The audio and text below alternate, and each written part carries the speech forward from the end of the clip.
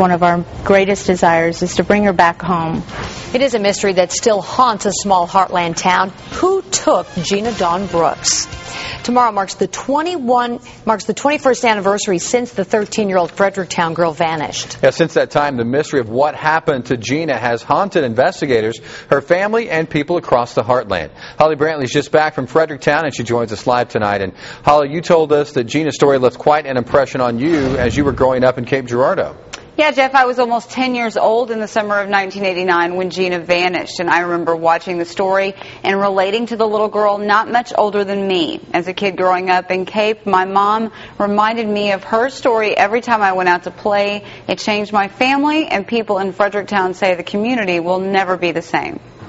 August in Fredericktown hasn't changed much in the past 2 decades. Still hot and humid. But aside from the Midwest heat, the community says they were forever changed after the disappearance of this teenager, August 5th, 1989. Her greatest desire would be to bring Gina back home. Speaking on behalf of Gina's mother, we met with Fay Rowland in Gina's family church. She had been at a ball game of her brother's and had come home. Her brother was involved in playing a video game. Rowland says that was about 10 o'clock that Saturday night, the last time Gina would walk through the door of her home here on College Street. Gina's mom didn't realize Gina decided to leave. About 1 o'clock in the morning, got back up noticing that her son was still playing on the video game and didn't see Gina anywhere in the house and said, "Where's Gina?" And he said she went for a bike ride. There was a lot of people out that night. Keith DeSpain was assistant police chief and the officer on duty that night when the search began. They started by retracing Gina's steps. And she actually got off the bicycle and stood straddle of it,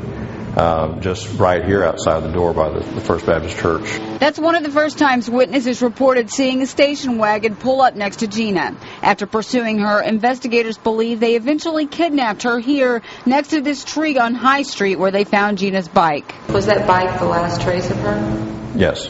One witness reported hearing a scream and squealing tires. From there, others reported seeing a speeding station wagon turn left onto Franklin.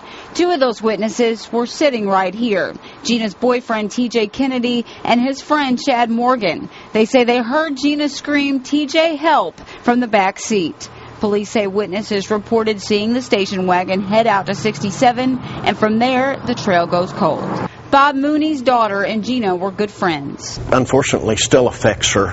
He says the event changed their group of friends and the community. I think it made everybody a little more aware that there's bad things out in the world. Over the past 2 decades, there have been ups and downs, moments of hope, arrests that led to no convictions, and yet the community yearns for answers. There's somebody out there who knows more than what they're telling.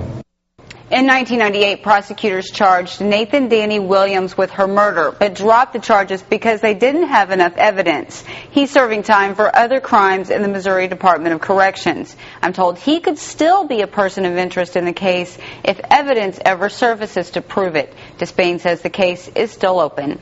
Live Local 8 breaking, Holly Brantley, Heartland News. Holly, thank you.